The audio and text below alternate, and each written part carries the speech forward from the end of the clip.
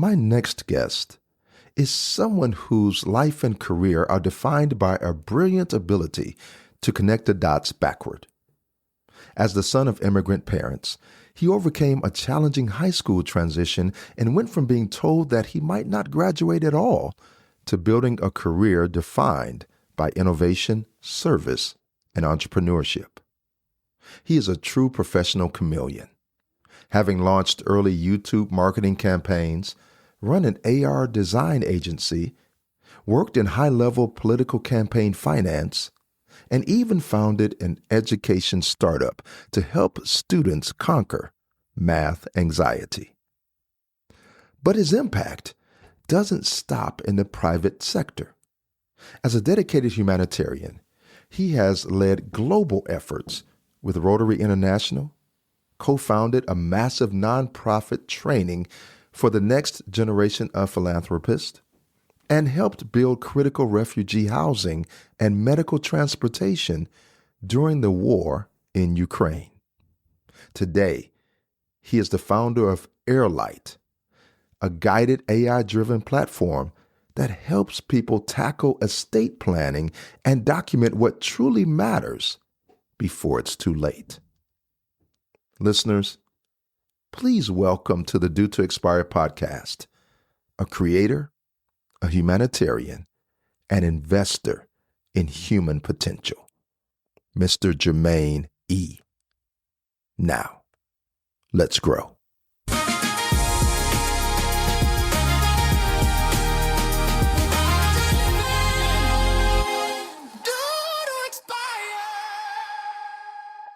Before we jump into this episode today, I want to remind you that this episode is presented by the No Negative Energy Life brand, a life coaching resource and media edutainment outlet that seeks to help human beings to consciously expose and diminish the impact of negative thoughts and ultimately replace them with positive ways of thinking that will increase one's ability to thrive.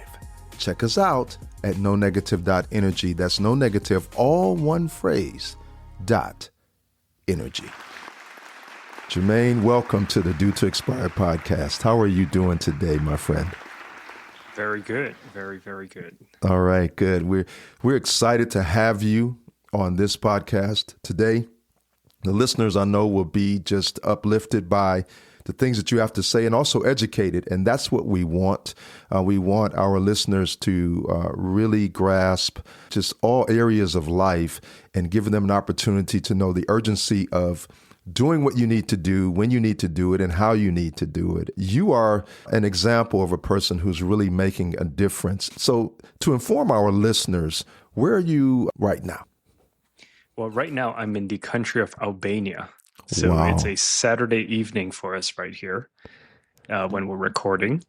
It's a great country. It's very young and it's very inspiring to be here because I think those of us, who live in the US typically, our country has matured. It's been through a lot. We are a superpower. But this country is so young. They're protesting on the street right now for some development that's going on by their coast. And it's inspiring to see people believe in their voice, that something could happen from protesting. Wow, I love it. How did you get to Albania? What led you there? Yeah, so my girlfriend and I were on a journey to see as much of the world as possible. This is country 29 for us in the 4 years that we've been together. The idea is that, a lot of times we talk to our friends who have young kids now. One of the things that they often say to us is, gosh, it would be so nice to be able to travel. And one of the things that people say to me all the time is, do it when you're young. Do it before you have to settle down somewhere and gotta drive the kids to school and things like that. And so that's what we're doing. Man, that is awesome. My wife and I, we like to travel as well, but you are an international traveler. I'm just kind of like a United States and, been to Costa Rica, whatever, but, it's like, and Aruba as well. So I guess that makes me a little international, but not 29 different places across the world. And that is just impressive. And I'm glad that you and your girlfriend are able to be able to do those things and really make a difference, you are really showing individuals the importance of seeing the entire world. And I'm going to be honest with you, Jermaine, I think it's a lack of travel and a lack of respect for other cultures when you do not have the opportunity to immerse yourself in those cultures. So what has been the difference maker for you in your travels, things that you've seen around the world? What's been that one thing that has stood out as you've traveled from country to country that really resonates with you? At this point, I've been to probably around 50 countries myself, 29 with my girlfriend. And right around country number 10, maybe 12, I started realizing how much I appreciate home. And home for me is Los Angeles. You know, the things that I like about it, but it also shine a light on the things that can be different, the things that maybe we value too much in our culture. Yes. I'm just going to call out materialism, right? Yes. It's like the things that the recognition, the keeping up with the Joneses that we value so much in our culture. When we travel to places that are, let's say, developing or just have less, I mean, going from the US, most countries, and most countries have less, I would say, out of 194 or 197 countries out there. Mm-hmm. And it's just cool to see how people can be so happy or so content having less. And I think it's showing us a way of life that is different. You know, it's shining a light on the other things that are important in life aside from accumulating or surviving. You know, that's one of the things that really impressed me when we were traveling and we were in Costa Rica and even Aruba. The places where we were not wealthy places. You know, the people, they did not have much, but they enjoyed life. They were relaxed. They loved just living day to day, and they were grateful for that. And you don't see a lot of that in the United States. You see the hustle and the bustle. You see, like you said, people trying to keep up with the Joneses. And so with you experiencing all of that, how do you think you can help Americans get to that point of, now I'm not trying to put it all on your shoulders, but how can you help Americans, those who you interact with here in the United States, to realize that more? I think there's twofold. You know, on the higher level, it's all about challenging the narrative that we tell ourselves. You know, we live on day to day on this autopilot, like it or not. That's just human nature, because it would be too exhausting to be very intentional and reflective every single day. But we live on this autopilot of this narrative that we say, oh, I got to get through medical school, and then I'm $240K in debt. That would take me 30 years to pay off. But at least I know, right? The devil that I am familiar with is better than the devil that I don't know. Correct. And oftentimes, you know, we think of travel. A lot of my friends ask me, how do you afford this? But, you know, the truth is, when you move outside of the US, everything is cheaper.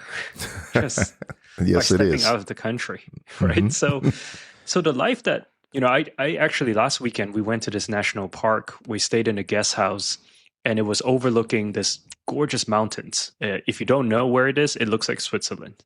Oh, wow. And we stayed in this guest house where the mother and son housed us and cooked for us.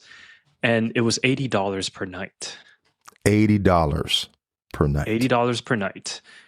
Yes, the flight to Albania. Yes, the car. You know, we can make all of that. We can try to calculate all of that. But the truth is that there's probably a narrative in our brain that tells us that we're actually too busy surviving in the U.S. and maybe spending too much of our energy trying to buy things, you know, of a certain brand, of a certain stature. Right. Maybe because that's the average of our society, right? That's the signals to show that we belong in a community. And I think once we take a step back and really think about what are we spending our time and money with, that's a good place to start. And podcasts like this, due to expire, what a good motto to remind us, right? Thank you so much. You know, I hear what you're saying, especially with, like, you know, the name brand items. I have a few of those, right? But when you go to another country where that doesn't matter, just a t-shirt, a plain t-shirt and a pair of blue jeans or shorts and whatever shoes, it doesn't sandals, it doesn't matter. But here in America, we judge one another based upon what we have. And in those other countries, I think that's the difference, is that people are not judging you based upon what you have on. They judge you by how you interact with them, right? And I think that's the most important thing.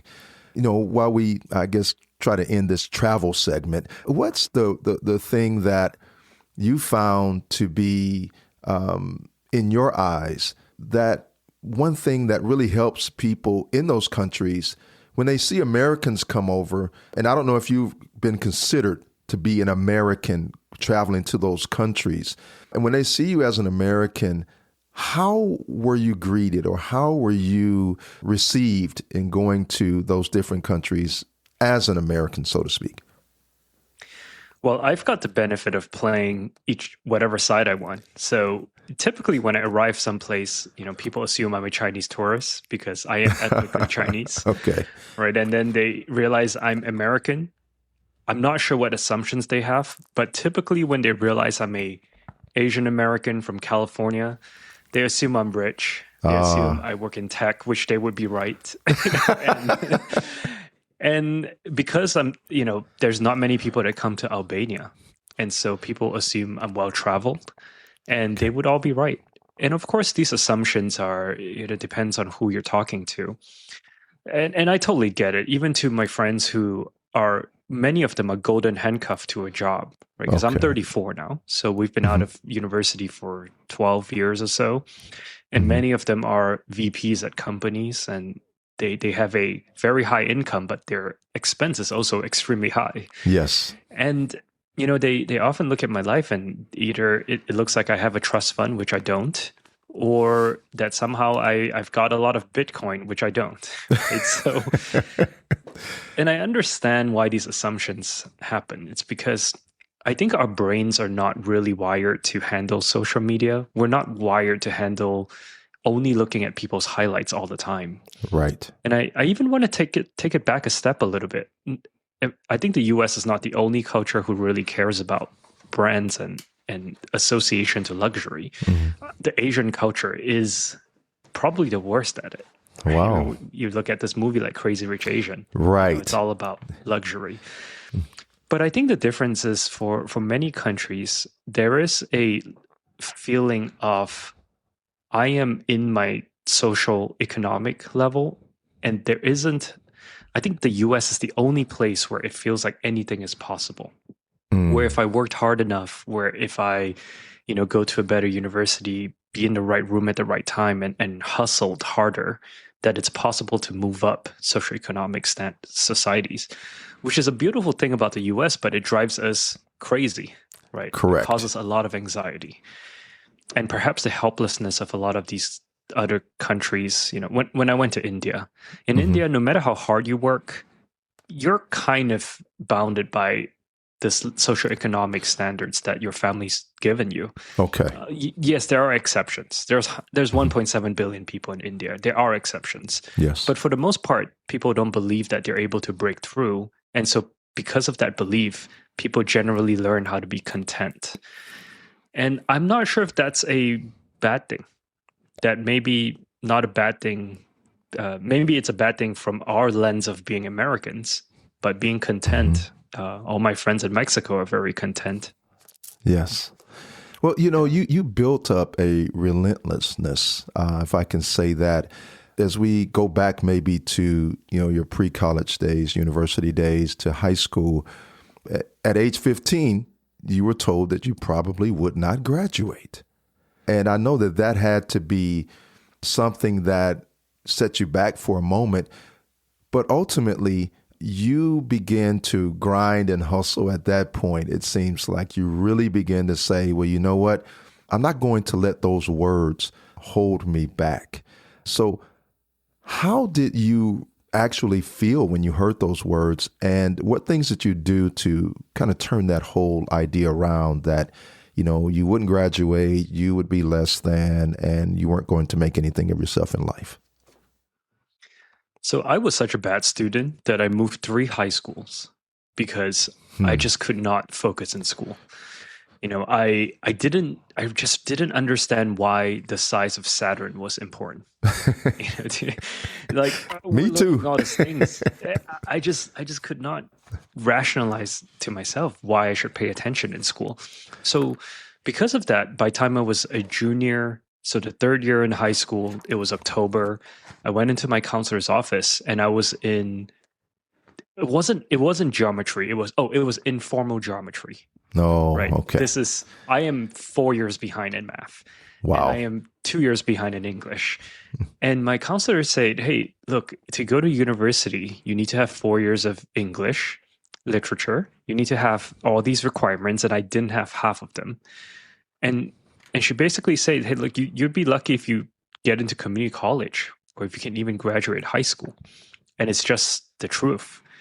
And at that time, I had this Korean K-pop haircut, and Okay. I didn't have any friends. Hmm. Because I moved so much, I didn't have any friends. It was probably one of the lowest points of my life. I just remember thinking to myself, I know I'm better than this, but I didn't see a light at the end of the tunnel. But I saw that, my parents, they moved to Oklahoma in the 70s, didn't speak any English. And I Hmm. thought if they can do it, I am basically made out of them. So Right.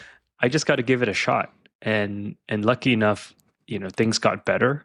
I found some friends. I played music, so I was in jazz band. I played the piano. And one Wow. thing led to another. I just kept showing up.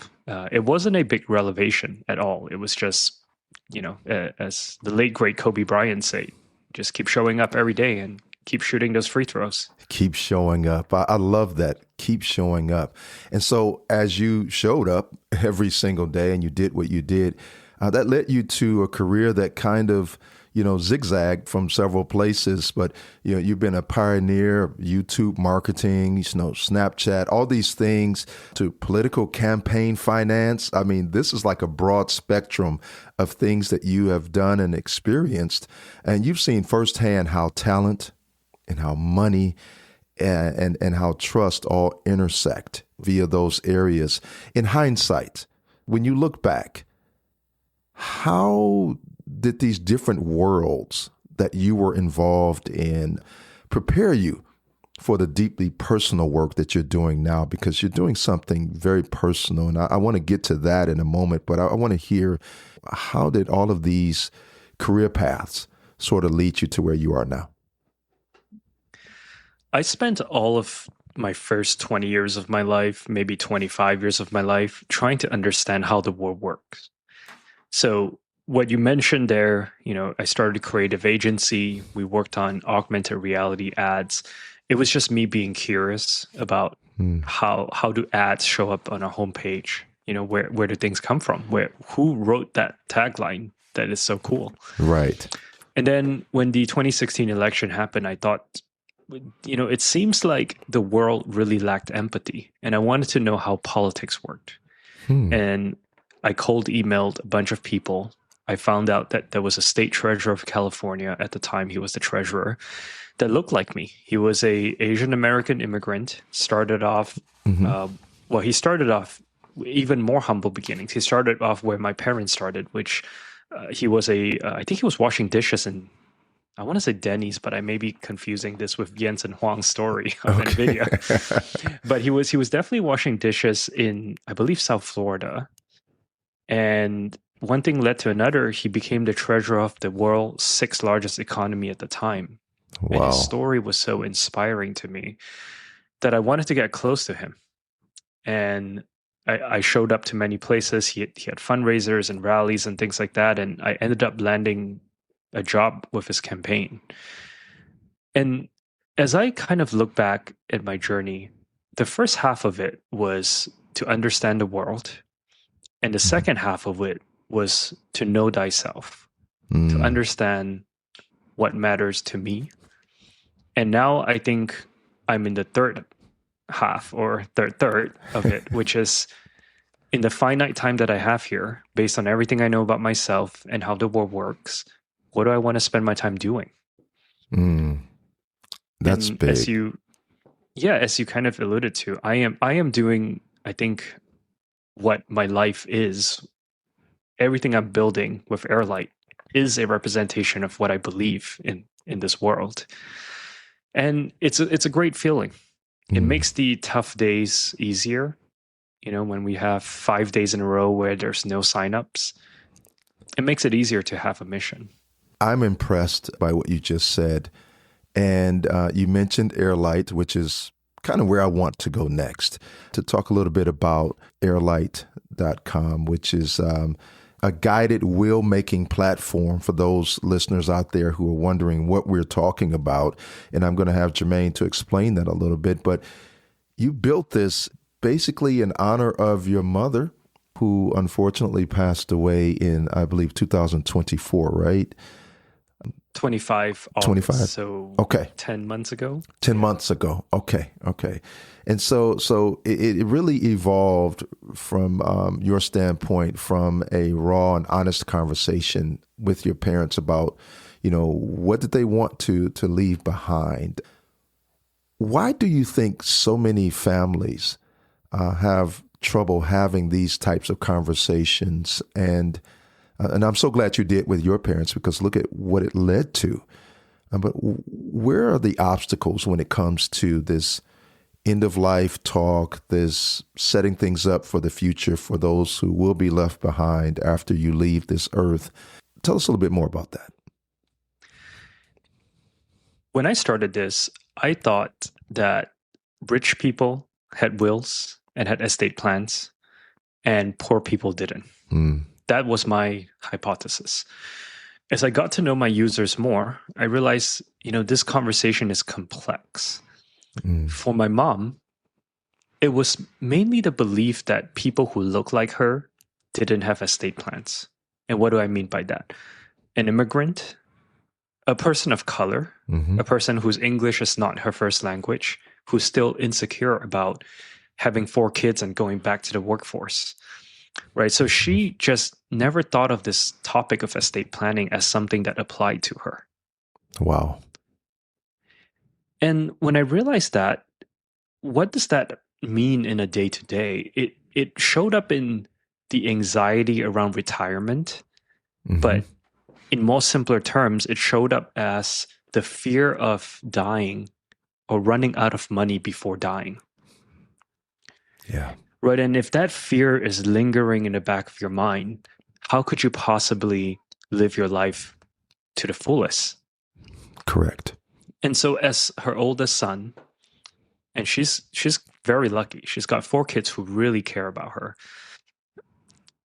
I just wanted to know, what is it that she cares about the most? What is it that she wanted to do? And what is it that, what songs did she like when she was a teenager? I want to know all these things. And so I built this chatbot to talk to her about these. And what I realized after a few months is, if I had all the information about all the things they care about or she cares about and all the people that she cares about, I can really organize this into a legal document, right? And then I learned that 70% of Americans don't have a will, Mm-hmm. or 56% of adults don't have a will. Mm-hmm. When I learned about that stat, I realized, you know what? This is actually not a legal problem. It's actually an avoidance problem. Yes. And so that's what we built. We built a conversational app. The idea is not to solve estate planning. It's not to solve estate tax. Okay. We don't do trust. We're just trying to get people to start the first conversation. Yeah, that's a work that I've been doing for quite some time. And an app like this, or an avenue, shall I say, like Airlight, can really help to move those conversations forward. But it starts within your heart, right? That's the first place where it starts. If you're not willing to even talk about it, then you're not going to use Airlight. Nobody's going to, engage in that process. So, I try to prompt people to get to that point of having these difficult conversations as you have. And it had to be tough because, you're talking to your mom. You don't know how much longer your mom is going to be with you. And that had to be a tough process, but you did something very beautiful during this process. You documented the things that your mom enjoyed. And tell us a little bit more about how you went along that journey, so to speak, of really experiencing some of the things that your mom experienced in her past, and then allowing her to revisit those things. Yeah, I mean, it showed up in many ways. Simple day-to-day things like she really loved dancing, Mm, and because we're all busy with our own lives, we forget sometimes to ask our parents, what is something you really want to do? And what we realized was that in her past 5 years or so, she gained weight, and she was very insecure about her weight. She didn't like this idea that she showed up, all her clothes are too small. She had to get new mm, clothes. okay. And this was caused by stress and also with aging and things like Mm-hmm. that. It wasn't that she was so unhealthy. And because of her weight, she was insecure about going to Zumba classes. Oh, So my brother and I, we realized that she loved dancing. So we decided, my brother, who's 7 years younger than me, we decided to go to Zumba class with her. And I remember the first day we walked into class, it was just a bunch of middle-aged women and the two of us. yeah. I don't know With my too many mom. men that go to Zumba classes, but I mean, it's not saying that it can't happen. But you are an example of that. It was cool. It was very cool. I have to say it was very uncomfortable, but it was very cool to see my mom transition from imposter syndrome Mm-hmm. to the point where she's just moving and dancing and sweating and loving it. And you know, now that I'm thinking back to those moments, I don't have a lot of regrets with my mom, but I kept thinking to myself, I wish I knew how to show her to love herself more, Wow. because I think she had this narrative in her head that because she gained weight, she wasn't as beautiful Mm-hmm. as she once was. I don't think she loved herself when she looked in the mirror. And now that I think back to it, I probably could have done the Zumba thing a little bit earlier. I Mm-hmm. probably could have gone to more events with her, and told her that she's beautiful more often. Yes, that's And I think in powerful. reflecting in these conversations, one, and I'll bring it back to the app a little bit. One thing I realized, I thought people were coming to our app and talking about things, protecting things. But at the end of it, what we realize is our users drop off. And when they do come back, they come back with a heartfelt message. Wow. I've been able to interview some of our users. And, one of the things that they told me was, one very specific example that came to my head is, she had not thought about what her husband meant to her, Mm. because life is busy. You don't stop and think about these things. Right. And because she was working on Airlight, our Faye, our AI, prompted her to leave a note for a gift that she wanted to give her husband, Wow. right? And in this note was the first time that she had really sat down and think about these things. And what I realized is, Airlight, yes, yeah, we do estate planning, we do legal documents and all that, but it's really to slow people down a little bit and try to reframe the things that really matter to us. And with an app that really knows you, we get to have reminders and emails Mm. to try to bring you back to the conversation and to align your life around what matters. I think that's the magic. It sounds magical. And I would tell our listeners, you need to go check out airlight.com and experience that for yourself. And you have a beautiful philosophy in regards to life, Jermaine. And that philosophy is clarity is love in practical form. As I was reading that from your page and understanding that, can you unpack what that means to you as it relates to this so powerful quote? I think that if you love someone, the best thing you can give them is to help them find clarity in the things that will make them happy. Hmm. This comes in many forms, right? I'm doing it through an app. But I'm also doing it by often asking my friends, hey, the next time you get your credit card statement, instead of looking at the deadline and how much you owe and the minimum payment due, Which we all do, right? download it, right? Download it and put a circle around the things that made you happy, right? Because the way you're spending your money, sometimes we forget that that is the most direct indication of what we're spending our life's work on. We work so hard to accumulate this money, to get this money. And if we're not careful, we're spending it on things that it's just mindless. We're just buying things that maybe doesn't bring us joy. But if you do that once in a while, right, you pull up your credit card statement and you circle the things that brought you joy, made you feel good. And you cross out the things that don't, but remember those things, right? So when the next time it comes around, you're like, you know what, I'm going to reduce that a little bit. Yes. Right? Some things are necessary. I don't feel happy paying my insurance, but you've got to do that. We got to do it, right? We have to do it. But there's certainly a lot of things in our lives that we do because we just forgot to question. Man. We forget to align ourselves a little bit. And that's a very practical thing we can do. And that is a direct action of clarity is love in practical form. You helped me out. I'm going to go look at my credit card statement and not just look at how much I owe, right, in the interest, but really, look at those things that I am spending money on and those things that, really don't bring me joy, but I spent money on it anyway. And now I'm paying interest on that stuff, right? If you don't pay it off at the end of the month. So very practical way of looking at life. And I appreciate that tip. And I know our listeners love that as well. As we just dive briefly into this next piece, your life has a very poetic way of answering your efforts. You put in the work and it appears that life rewards you when you put in that work. And that's true for everybody, but you are the living embodiment of that. And you actually met your life partner is it called Latvia? Latvia? Am I saying that correctly? Okay. All right.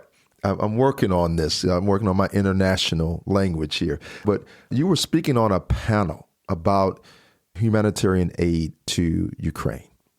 And this is where you met the love of your life during this process. When you look back now, how your personal life and your global service intersected at that moment, what does it tell you about being at the right place at the right time? Or do you even believe in that, being in the right place at the right time? Or is it just something that, when you do the work and you do your purpose, you're going to run into those things that naturally bring you joy? I think if you do the things that you enjoy, you tend to attract people who are similar. But I say that with a huge caveat, right? My partner is Ukrainian. Okay. And as you just shared, we met on stage. It doesn't get more romantic than something like that. And yet it is, I think the beauty actually comes from the everyday work that we have to do. We are culturally very different. We are, we're talking long distance, at war, yes, cultural and religious. And there's a lot of beliefs and things like that we got to work through. And I believe that this work is actually kind of what makes the relationship really cool.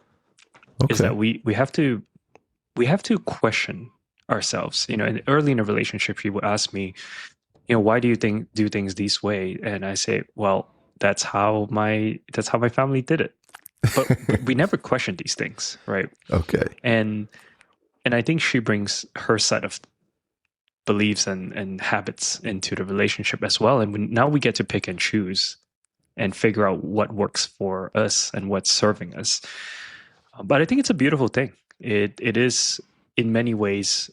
I don't know if I believe in fate, but I do believe that when you put yourself out there, you tend to attract the people that will reinforce some of those things.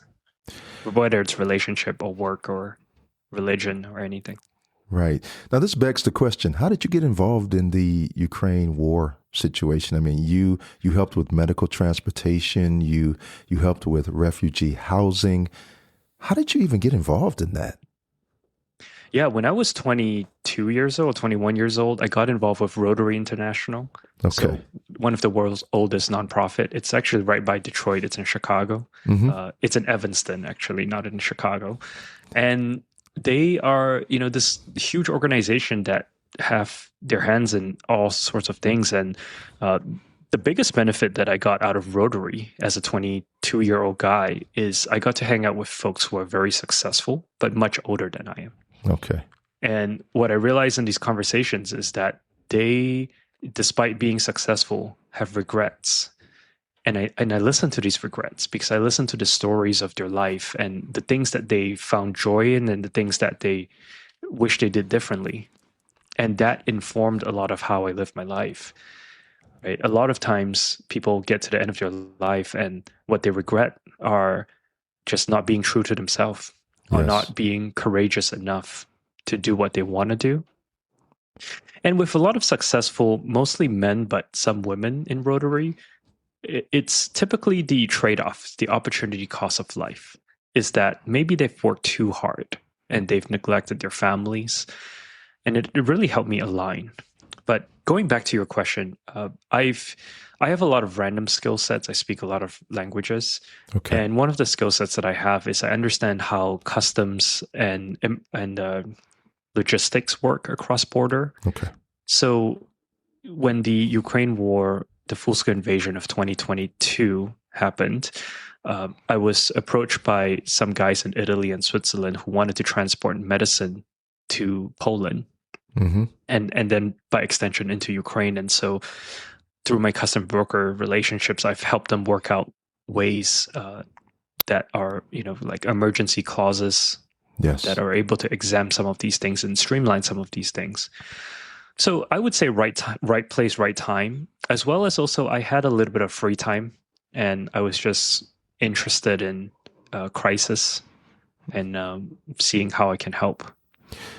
Yeah. I'm thankful for you and those efforts. When we look across the world at human beings who are suffering, we need people like you who are willing to step in and to help in whatever way we can. You don't have to be the person who solves everything, but if you can help in one or two areas, it makes a difference. And so thank you for that effort. We applaud you here at the Due to Expire podcast. With that being said, you've reached a place in your life, and we'll wrap it up here. But you've reached a place in your life where you care less about titles. Obviously, you care more about time and how your time is spent with those whom you love, and helping others. For our listeners who are currently caught up in the title chase of life, right, the corporate ladder, and all of those things. What advice do you have for them in shifting their focus towards something that could leave an actual legacy? I have a very mixed relationship with the word legacy. Mm. On the one hand, I understand that having ambition, I am very ambitious, very competitive. I understand that helps drive us to do great things. On the other hand, with my mom's passing, I realized I didn't even know the story of my grandmother. In fact, I don't even really know her name. I just know her as grandma. Wow. And it made me think, who am I to think that I will be so important that my legacy, this big old concept of a legacy, Yes, will matter at all. Right. And I think the focus maybe instead is simpler, is how will I live a life so present with the people that I love? And when I look back at it all, that to the few people that really matters in my life, that they feel cared for, they feel seen, they feel heard. And I think that's the only thing that I'm aiming for. And but we're human, right? Like I still care about Airlight being successful. I Yes. would love to get some recognition, and I would love to, eventually see some sort of things written up about Airlight, which we've been getting a little bit more now. Beautiful. But I think, yeah, I think it's just how much emphasis do you put on it, and at what do you sacrifice in the pursuit of titles, and just be okay with it, right? If somebody comes up and say, I am so happy because I'm chasing to be on the Forbes 30 and the 30 list, and I'll say that's great, Mm-hmm. right? But if that's not serving you and not fulfilling what is inside, if it's all coming out of external validation, well, the lesson will be difficult when Yes. the person wakes up to it. And besides, you can always pay a PR agency to get on Forbes 30 and 30. So People don't realize that, do they? They don't realize that. Conversation. Yeah, we'll save that for another time. My final question to you today, and I want to thank you for being here. Most importantly, but my final question to you is, if you could sit down with your parents at the very beginning of their immigrant journey to the United States, knowing everything that you know now about time and loss and that word legacy that we just used, what would you tell them that could inspire them to maybe live a little differently than the way that they lived when they first got here? Is there any advice you would give to your parents, knowing what you know now? I don't think so. And I did ask, I do have these conversations documented. Okay. I went back to Oklahoma with my mom. We recorded these conversations. I asked her if she would give herself any advice. And most of it is, to work maybe not as hard, but not really in the sense of out of fear. I think my parents lived a great life. Obviously, my mom's not with me now, but my dad and her, they had this concept of building a fortress of the family. So my siblings are very close. We actually don't fight at all.